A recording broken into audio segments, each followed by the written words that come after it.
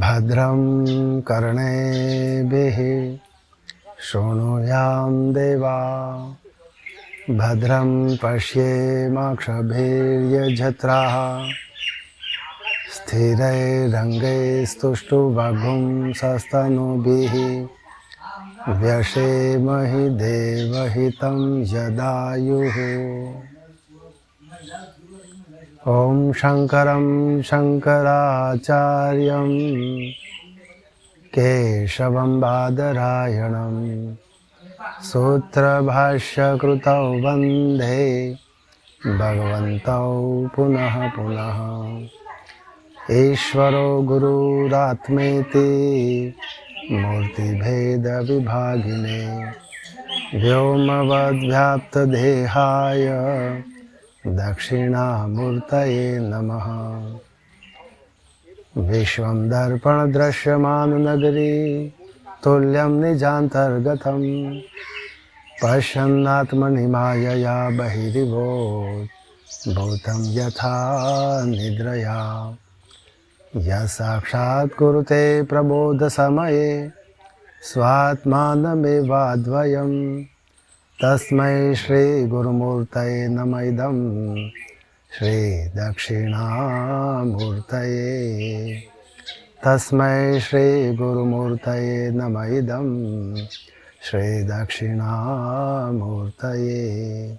ॐ शान्तिः शान्तिः शान्तिः। हरि ओम। कठोपनिषद के प्रथम अध्याय के अब तक हमने तृतीय वल्ली के एकादश मंत्र तक विचार किया। आज के इस अध्याय में द्वादश और त्रयोदश मंत्र पर विचार करेंगे। प्रस्तुत प्रकरण में भगवान यमराजा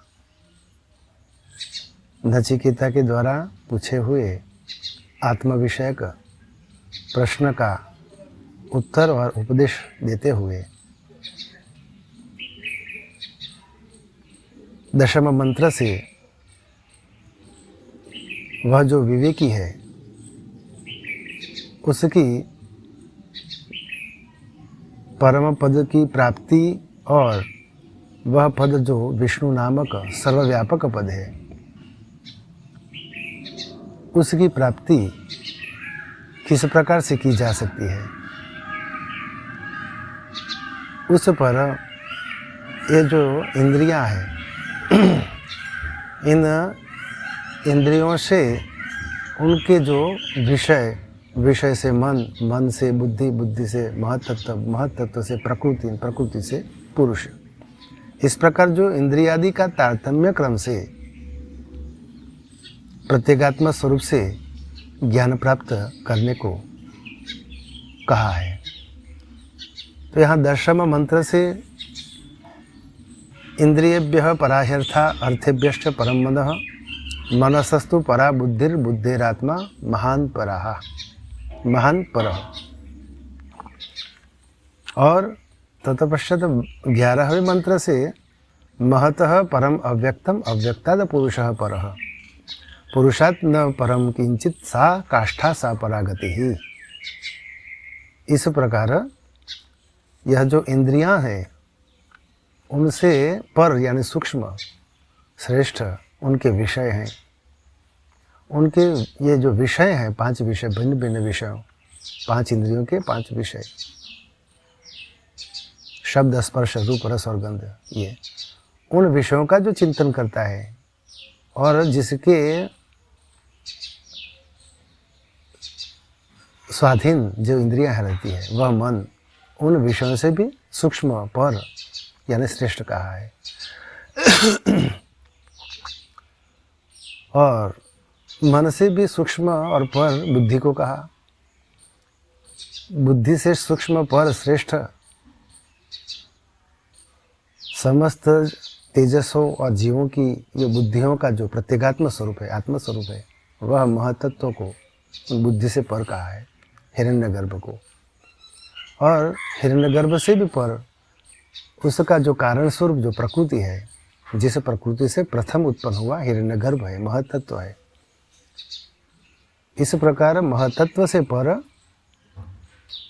अव्यक्त प्रकृति को कहा गया, और उस अव्यक्त प्रकृति से भी पर यह पुरुष है, आत्मा है। वही पराकाष्ठा, वही परागति। सूक्ष्मत्व की जो पराकाष्ठा यानी हद जो है, श्रेष्ठता की जो हद है, वही आत्मा है। और उस आत्मा में ही समस्त जीवों की गति, उससे अन्य कोई गति नहीं है। इसलिए यहाँ कहा है कि सा काष्ठा सा परागति है। वह ब्रह्म यानी आत्मा, और वह पुरुष ही पराकाष्ठा है गतियों की, जो उससे अन्य कोई गति नहीं है। इस प्रकार भगवान यमराज ने नचिकेता से बताया। अब आज के स्वाध्याय में वह जो आत्मा है, वह किस प्रकार से उसको ग्रहण किया जा सकता है, इस पर भगवान यमराजा ने बताया 12वें मंत्र से। जो मंत्र इस प्रकार है,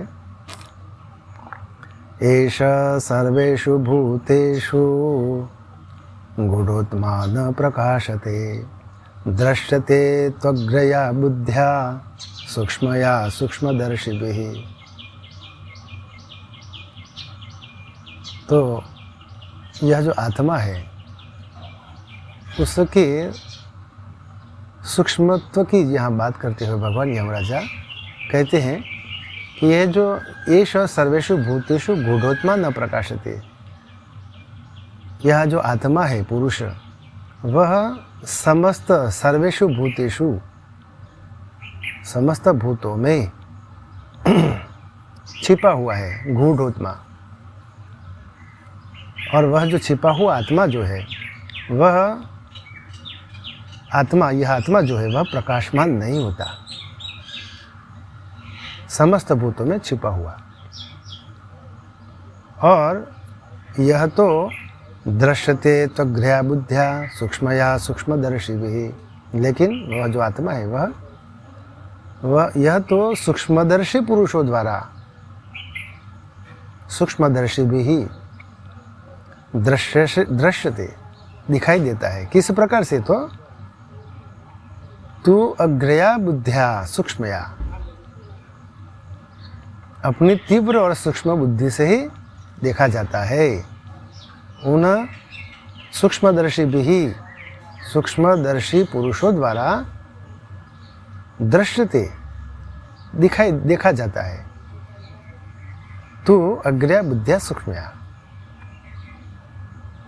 अपनी तीव्र और सूक्ष्म बुद्धि के द्वारा ही वह देखा जाता है। भगवान आदिगुरु शंकराचार्य जी ने इस मंत्र का जो भाष्य किया है, उस पर विचार करते हैं। वह इस प्रकार है, एष पुरुषः सर्वेषु ब्रह्मादि स्तंभ पर्यंतेषु भूतेषु गूढ़ः संवृतो दर्शन श्रवणादि कर्मा अविद्या माया छन्नो अत एव आत्मा न प्रकाशत आत्मत्वेन कस्यचित्। प्रथम वाक्य से भगवान भाष्यकार कहना चाहते हैं कि यह जो आत्मा है, ये स पुरुष सर्वेषु भूतेषु, यह जो आत्मा है पुरुष है, वह समस्त भूतों में। तो कौन से भूत बताएं? तो यहाँ कहते हैं ब्रह्मादि स्तंभ पर्यंतेषु, ब्रह्मा जी से लेकर स्तंभ पर्यंत समस्त भूतों में यह पुरुष गूढ़ संवृतो,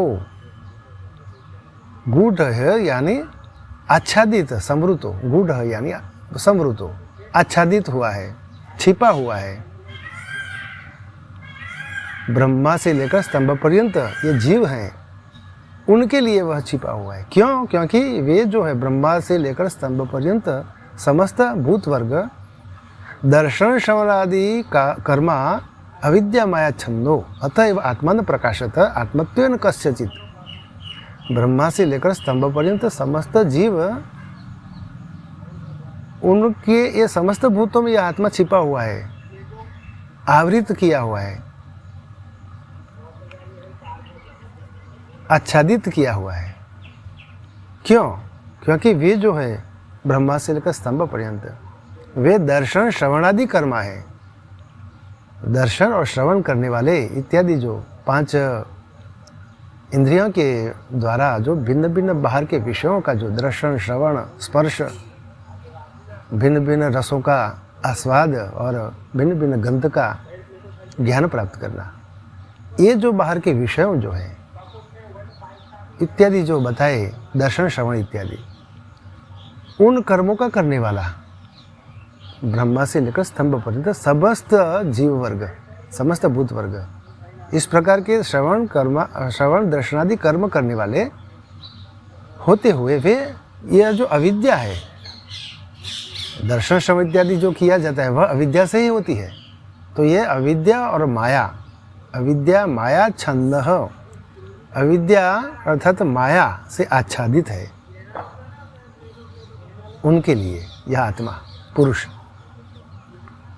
एवं आत्मा न प्रकाशत आत्मत्वेन कस्यचित्, इसलिए यह जो आत्मा है उन भूत वर्ग के लिए, यानी किसी के लिए भी अपने आत्मस्वरूप से प्रकाशित नहीं होता। न प्रकाशत आत्मत्वेन कस्यचित् एव आत्मा। आगे भगवान लिखते हैं, अहो अति गंभीरा दूर व गाह्या विचित्र माया चेयम यदयम सर्वो जंतु परमार्थ सतत्वोपि एवं बुद्धिमानो अहम परमात्मा इति न गृह्णाति। आगे भगवान कहते हैं कि इस प्रकार की जो अविद्या यानी माया जो है, उस माया के विषय में कहते हैं कि अहो अति गंभीरा, यह माया जो है अति गंभीर है, दुर्व गाह्या, दुर्गम है, अति दुर्गम है, और विचित्र है। इस प्रकार की माया के कारण चेयम यदयम सर्वोजंतु परमार्थतः परमार्थ सतत्व, यानी यह माया जो है इस प्रकार की कि अति गंभीर, अत्यंत दुर्गम और विचित्र, ये माया के कारण यह जो समस्त जीव है, समस्त भूत वर्ग है, सर्वो जंतु परमार्थतः यानी वस्तुतः, परमार्थतः परमार्थ सत्तत्व अपि, वस्तुतः परमार्थ स्वरूप ही है। ये समस्त जीव ब्रह्मा से लेकर स्तंभ पर्यंत, और शास्त्र और आचार्य के द्वारा उपदेश दिए जाने पर भी किस प्रकार का, तो अहम परमात्मा इति, यानी सर्वो जंतु परमार्थतः परमार्थ सतत्व अप्येवं बुद्धिमानो यानी शास्त्र और आचार्य के द्वारा उपदेश बोध किए जाने पर भी कि मैं ही परमात्मा हूँ, अहम परमात्मेति, इस प्रकार का बोध किए जाने पर भी न गृह्णाति, ये समस्त जीव वर्ग, भूत वर्ग उसे ग्रहण नहीं करते बोध को, बल्कि अनात्मानं देहेन्द्रियादि संगातम आत्मनो दृश्यमानम अपि घटाद इव आत्मत्वेन अहम अमुष्य पुत्र इति अनुच्यमानो अपि गृह्णाति। यानी इस प्रकार का मैं परमात्मा हूँ, समस्त जीवों को शास्त्र और आचार्य के द्वारा उपदेश दिए जाने पर भी उस सब बोध को ग्रहण नहीं करते, बल्कि यह जो अनात्मानम देहेन्द्रियादि संगातम, अनात्म स्वरूप से ये जो देह और इंद्रिय आदि जो संगात है, शरीर किस प्रकार का, तो घट आदिवत, घटादिवत, घट जिस प्रकार दिखाई देता है उसी प्रकार यह जो घट है, शरीर रूपी घट, देह इंद्रिय आदि का संघात स्वरूप यह शरीर, उस शरीर को ही वह क्या समझता है? अहम अमुष्य पुत्र, प्रसिद्ध वंश में उत्पन्न कुलीन पुत्र मैं हूँ, इस प्रकार अपने शरीर को समझता है। अनात्म तत्व को आत्मभाव से वह ग्रहण करता है। इस प्रकार अनात्मानं देहेन्द्रियादि संगातम आत्मनो दृश्यमानम अपि घटादिवत आत्मत्वेन अहम अमुष्य पुत्र इति अनुच्यमानो अपि, किसी के न कहे हुए, किसी के द्वारा कहा नहीं है, फिर भी वह इस प्रकार अपने शरीर को ही आत्मभाव से ग्रहण करता है कि मैं प्रसिद्ध वंश में उत्पन्न कुलीन पुत्र हूँ। इस प्रकार का देह को ही आत्मा समझता है।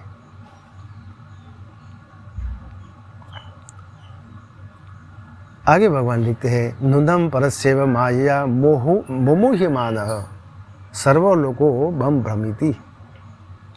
तो यहाँ आगे भगवान लिखते हैं कि नूनम निश्चय परस्यैव मायया, पर यानी परमात्मा और परस्य यानी परमात्मा की, एव परमात्मा की ही माया से, माया से मोमुह्यमान मोहित होकर सर्वलोको बम भ्रमिति, यह जो समस्त चराचरात्मक जो जगत है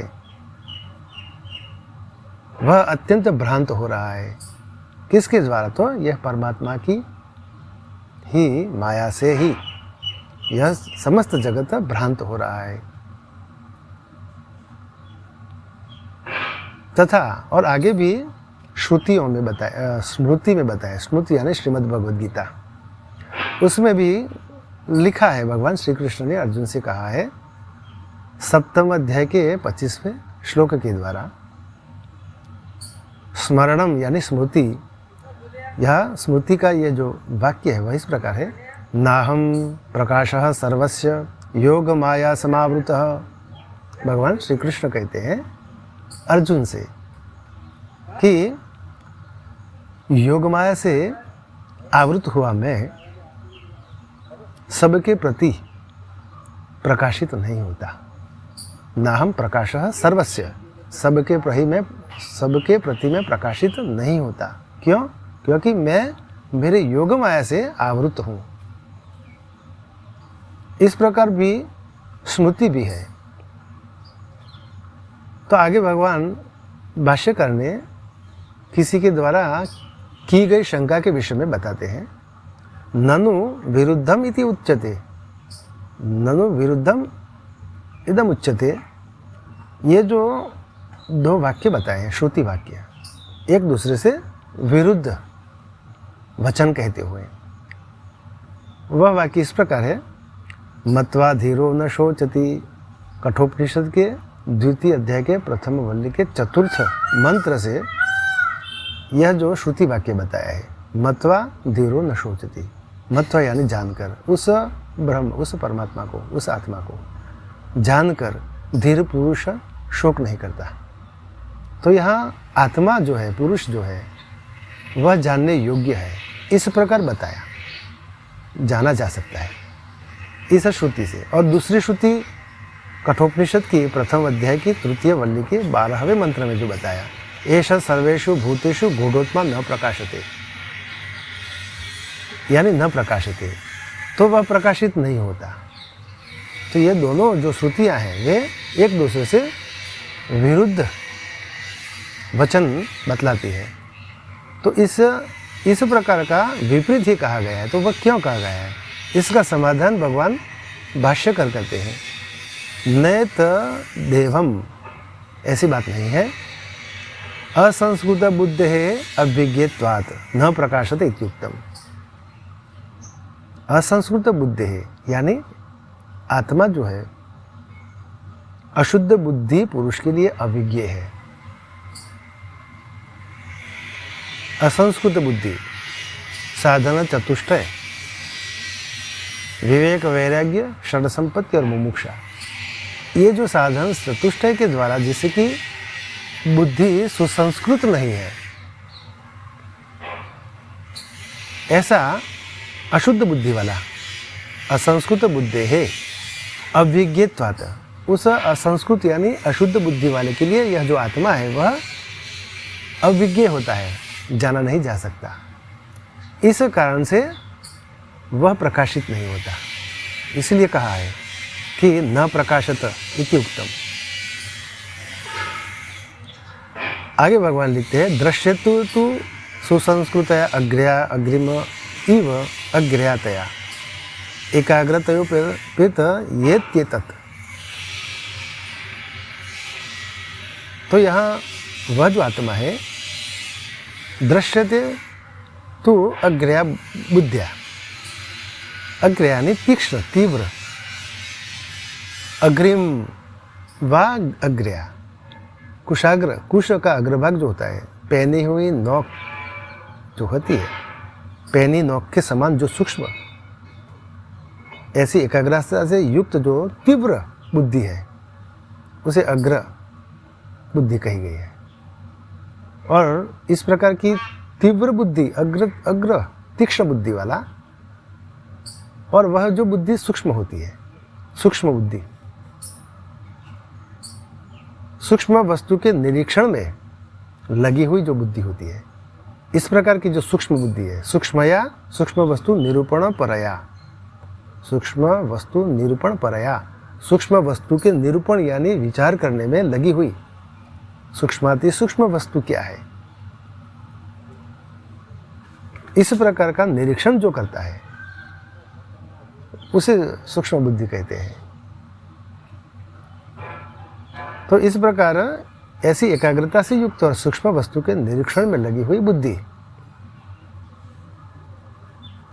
वह इस प्रकार की बुद्धि से ही वह दिखलाई देता है। दृश्यते क्या है, किनको दिखाई देता है? तो यह भगवान लिखते हैं सूक्ष्मदर्शी भी, सूक्ष्मदर्शी भी। किस प्रकार का सूक्ष्मदर्शी भी होना चाहिए? सूक्ष्मदर्शी जो है पंडित, विद्वान, विवेकी, किस प्रकार की सूक्ष्म बुद्धि इसकी हो सकती है? तो इंद्रियेभ्यः परा ह्यर्था अर्थेभ्यश्च परम मनः मनसस्तु परा बुद्धिर्बुद्धिरात्मा महान् परः महतः परम अव्यक्तम् अव्यक्तात् पुरुषः परः पुरुषान्न परम किंचित सा काष्ठा सा परागतिः। ये जो दो मंत्र के द्वारा भगवान ने जो बताया, इस प्रकार इत्यादि प्रकारेण सूक्ष्मता परंपरा सूक्ष्मता पारंपर्य दर्शनेन परम सूक्ष्मं द्रष्टुमशीलम येषाम को जिनका स्वभाव पड़ गया है, इस प्रकार जो मंत्र में जो बताया है कि इंद्रियों से उनके विषय सूक्ष्म है, विषयों से मन सूक्ष्म है, मन से बुद्धि सूक्ष्म है, बुद्धि से महतत्व सूक्ष्म है, महतत्व से अव्याकृत अव्यक्त प्रकृति सूक्ष्म है, और अव्यक्त प्रकृति से वह पुरुष आत्मा सूक्ष्म है। इस प्रकार का जिन लोगों को सूक्ष्मता की परंपरा का विचार करने से जिनका सूक्ष्म वस्तु को देखने का स्वभाव पड़ गया है, सूक्ष्मता पारंपर्य दर्शनेन परम सूक्ष्मम द्रष्टुमशीलम येषाम, येषाम यानी जिनका, ये जो लोग हैं सूक्ष्मत्व की वस्तु का देखने का जिनका स्वभाव पड़ गया है, सूक्ष्मता की परंपरा, ये जो परंपरा दो श्लोकों से बताई है, इंद्रिय स्थूल से उनके विषय में सूक्ष्म, तो ये इस प्रकार सूक्ष्म सूक्ष्म सूक्ष्म करके आत्मा को अत्यंत सूक्ष्म बताया। ये जो परंपरा का विचार जो करता है, इस प्रकार सूक्ष्म वस्तु को देखने का जिनका शील यानी चरित्र स्वभाव पड़ गया है, द्रष्टुम शीलम येषाम सूक्ष्मम परम ते सूक्ष्मदर्शिनः, वे सूक्ष्मदर्शी पंडित लोग, उनको यह आत्मा दिखलाई देता है। ते सूक्ष्मदर्शिनः, ते है सूक्ष्मदर्शी भी पंडित है इति एतत्, उन पंडितों जो सूक्ष्मदर्शी है,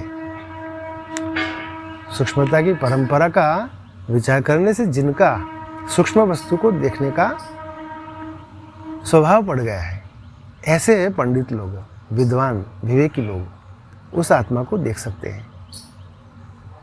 और उनको वह दिखलाई देता है। अब उस की प्राप्ति का उपाय बतलाते हैं 13वें मंत्र से। यह मंत्र इस प्रकार है, यच्छेद वाग्मनसि प्राज्ञस्तच्छेद ज्ञान आत्मनि ज्ञानमात्मनि महति नियच्छेद तज्जच्छेद शांत आत्मनि। यच्छेद वाक् मनसि प्राज्ञः तत् यच्छेद ज्ञान आत्मनि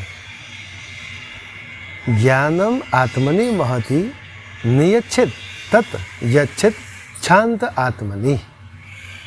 अर्थात यच्छेद यानी नियुक्त करे, उपसंहार करे। किसका? वाक आदि इंद्रियों का। वाक किस में? तो मनसी, मन में। विवेकी पुरुष प्राज्ञ, विवेकी पुरुष वाक इंद्री का मन में उपसंहार करे, और उस जो मन है तत् यच्छेद ज्ञान आत्मनि, उस मन को प्रकाश स्वरूप बुद्धि में लय करें। ज्ञानम आत्मनि महति नियच्छेद, और यह जो ज्ञान स्वरूप आत्मा जो है बुद्धि स्वरूप से, उस बुद्धि को महत्त्व में लीन करे। महति यानी महत्त्व, उसमें नियच्छेद यानी नियुक्त करे, लीन करे अर्थात उपसंहार करे। तत् यच्छेद शांत आत्मनि, और वह जो आत्म महतत्व है उस महतत्व को शांत आत्मा में नियुक्त करें। इस प्रकार भगवान भाष्यकार ने इसका अर्थ बताया, और भाष्य पर थोड़ा विचार करते हैं। वह इस प्रकार है, यच्छे नियच्छे दुपसंहरेत प्राज्ञो विवेकी किम, किसको? यच्छेद यानी नियुक्त करे, उपसंहार करे। नियच्छेद नियुक्त करे यानी विवेकी पुरुष, प्राज्ञो, प्राज्ञो यानी विवेकी पुरुष। यच्छेद अर्थात नियुक्त करे। किसका उपसंहार करे? किम? वाग वाचम, वाक, वाक यानी वाणी, वाणी का मन में उपसंहार करे। वाग अत्र उपलक्षणार्था सर्वेषाम इंद्रियाणाम, तो यहाँ वाक इंद्रिय जो है वह समस्त इंद्रियों का उपलक्षण के लिए बताया गया है। समस्त इंद्रियों का संपूर्ण 10 इंद्रियां हैं। वाक पाणि पाद पाई उपस्थ, ये 5 कर्मेंद्रियां, और श्रोत्र त्वक चक्षु रसना और घ्राण, ये 5 ज्ञानेंद्रियां। ये समस्त 10 इंद्रियां हैं। उनका उपलक्षण कराने के लिए वाक का प्रयोग यहाँ किया है। वाक यानी समस्त इंद्रियां, 10 इंद्रियां। ये जो इंद्रियां हैं वह उनका किस में उपसंहार करे, किस में उसको नियुक्त करे? तो कहते हैं मनसी, मन में। तो यह मनसी इति छांदसम दैर्घ्यम, मनसी इस जो मंत्र है इसमें जो मनसी जो शब्द प्रयोग किया है उसमें सी में जो इकार आता है वह दीर्घ आता है। ह्रस्व के बदले उसका दीर्घ में उसका प्रयोग किया है। क्यों किया है? तो कहते हैं कि इस मनसी पद में ह्रस्व इकार के स्थान में दीर्घ प्रयोग छांदस है। मनसी इति छांदसम दैर्घ्यम तच्च मनो यच्छित ज्ञाने प्रकाश स्वरूपे बुद्धौ आत्मनि, और वह जो मन है उस तत् च मनो, वह जो मन है उस मन को यच्छेद नियुक्त करे, यह मन का उपसंहार करे, उसका लय करे। किस में? तो ज्ञाने प्रकाश स्वरूपे बुद्धौ आत्मनि, यह ज्ञान के प्रकाश स्वरूप यह जो बुद्धि है, बुद्धि को ज्ञान का प्रकाश स्वरूप बताया गया है। क्यों? क्योंकि ये जो बुद्धि है अंतःकरण में, उस अंतःकरण में यह आत्मा के अधिष्ठान में ही वह बुद्धि इन 5 कर्मेंद्रिय और ज्ञानेंद्रियों के माध्यम से उनसे तद्रुप होकर बाहर के भिन्न भिन्न विषयों के प्रतिबिंबों को ग्रहण करता है और उन विषयों का ज्ञान प्राप्त करता है। बुद्धि ही ज्ञान स्वरूप हो जाती है, भिन्न भिन्न विषयों के ज्ञान स्वरूप हो जाती है बुद्धि। इसलिए यहाँ बुद्धि को आत्मा प्रकाश स्वरूपे बुद्धो आत्मनि ज्ञाने प्रकाश स्वरूपे, ज्ञाने प्रकाश स्वरूपे। यह जो भिन्न भिन्न विषयों का जो ज्ञान स्वरूप प्रकाश जिस अंतःकरण में जिसके द्वारा होता है वह बुद्धि उसे आत्मा से संयोग किया हुआ है, इसलिए इसे बुद्धि को भी आत्मा कहा है। इसलिए यहाँ कहा है कि मनो यच्छेद ज्ञाने प्रकाश स्वरूप बुद्धो आत्मनि, उस प्रकाश स्वरूप ज्ञान के प्रकाश से प्रज्वलित यह बुद्धि स्वरूप आत्मा है, उसमें मन को लय करे। और बुद्धि ही आगे कहते हैं कि बुद्धि ही मन आदि करणान आपनोति इति आत्मा प्रत्यक तेषाम। यह जो बुद्धि ही समस्त 10 इंद्रियां मन आदि करणान, यह मन जो है यह अंतःकरण में है, यह सूक्ष्म शरीर में मन है। 5 ज्ञानेंद्रिय भी सूक्ष्म शरीर में ही है, यह 5 कर्मेंद्रिय भी सूक्ष्म लिंग शरीर में ही उनका स्थान है। इस प्रकार ये 10 इंद्रियां जो है वे और मन, ये 11 जो है इनको करण कहा है। ये सभी करण, इन करणों में वह जो बुद्धि है इन सभी में व्याप्त है ज्ञान स्वरूप से, इसलिए वह उनका आत्मा प्रत्यक्ष स्वरूप कहा गया है। बुद्धि ही मन आदि करणान आपनोति इति आत्मा प्रत्यक तेषाम।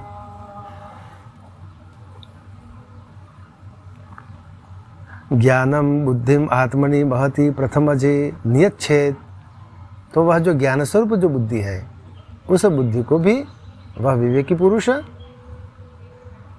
यह जो अव्यक्त प्रकृति है उससे जो प्रथम उत्पन्न हुआ महतत्व है, हिरण्यगर्भ है, उस महतत्व में उस ज्ञान स्वरूप बुद्धि का लय करें, उस बुद्धि को नियुक्त करे अर्थात तो उसका उपसंहार करे।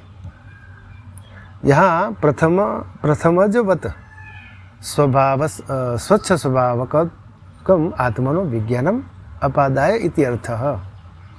तो यहाँ प्रथमजवत यानी जो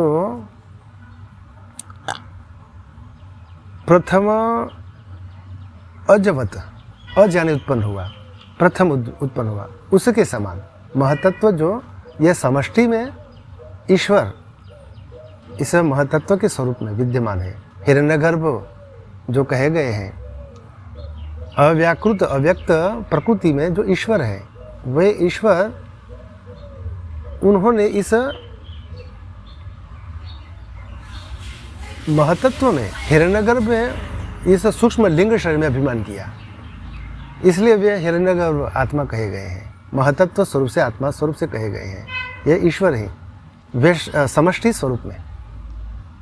इसलिए यहाँ कहा है कि प्रथमजवत उत्पन्न हुए स्वच्छ स्वभावगत आत्मनो, यानी यह जो हिरण्यगर्भ स्वरूप से महतत्व के स्वरूप से ये समष्टि में जो उत्पन्न हुए महतत्व के समान इस व्यष्टि में ही इस आत्मा का स्वच्छ भाव जो है उसका विज्ञान प्राप्त करें। प्रथमजवत स्वच्छ स्वभावकम आत्मनो विज्ञानम आपादयेत इति अर्थः। इस प्रकार प्रथम उत्पन्न हुए इस महतत्व के समान आत्मा का स्वच्छ भाव विज्ञान प्राप्त करें, क्योंकि आत्मा जो है वह इस शरीर में है।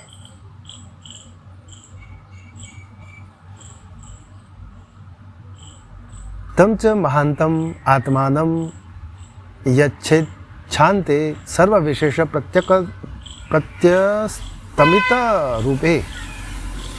तम च महानतम, उस महान आत्मा यानी महतत्व आत्मा जो है, हिरण्यगर्भ आत्मा, जिसमें कि यह जो ज्ञान स्वरूप बुद्धि का उपसंहार किया, उसी महतत्व आत्मा जो है, तम च महानतम आत्मानम, उस महतत्व स्वरूप आत्मा हिरण्यगर्भ आत्मा को यच्छेद नियुक्त करे अथवा तो उसका उपसंहार करे, शांते सर्व विशेष प्रत्यस्तमित रूपे, किसमें नियुक्त करे, उसका किसमें उपसंहार करे, यह महतत्व हिरण्यगर्भ आत्मा का किसमें उपसंहार करे, तो कहते हैं शांत सर्व विशेष रहित, सर्व विशेषों से जो रहित है वह जो आत्मा, जो कि अविक्रिय सर्वांतरे सर्वबुद्धि प्रत्यय साक्षिणी मुख्य आत्मनि,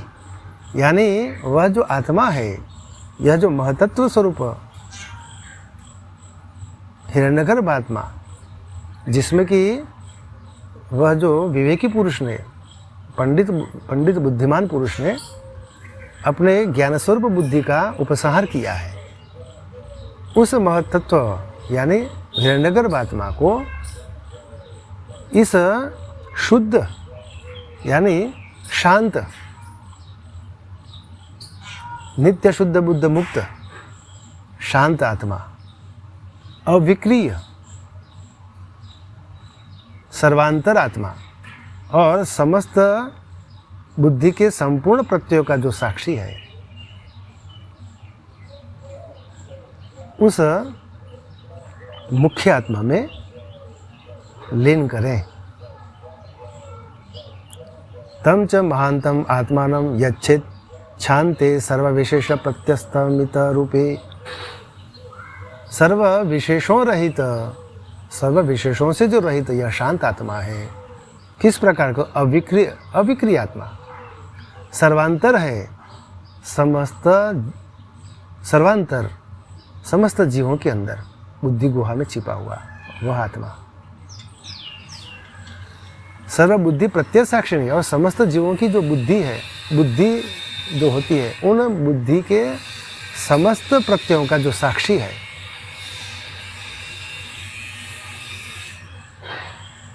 उस मुख्य आत्मा में लीन करें।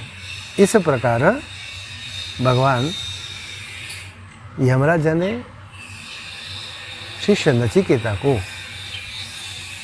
आत्म प्राप्ति का उपाय बताया। तो आज का स्वाध्याय यहाँ पूर्ण करते हैं। कल के स्वाध्याय में 14वें, 15वें, 16वें और अंतिम 17वें मंत्र पर विचार करेंगे। हरि ओम।